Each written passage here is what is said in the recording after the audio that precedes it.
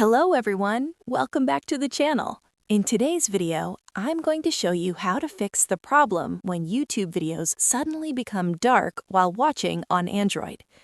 Many users notice that the video brightness drops automatically or the screen becomes dim during playback.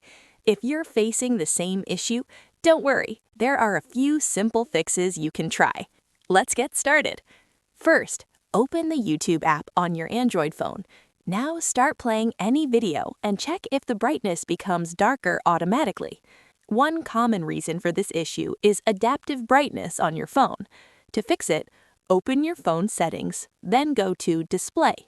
Here, look for Adaptive Brightness or Auto Brightness and turn it off. This feature sometimes lowers the brightness during video playback. The next thing you should check is the battery saver mode. When battery saver is enabled, your phone may reduce screen brightness automatically. Go to Settings, tap Battery, and make sure battery saver is turned off. Another fix is to update the YouTube app. Sometimes bugs in older versions cause display issues. Open the Google Play Store, search for YouTube, and tap Update if an update is available. You can also try clearing the app cache. Go to Settings/Apps/YouTube/Storage, then tap Clear Cache.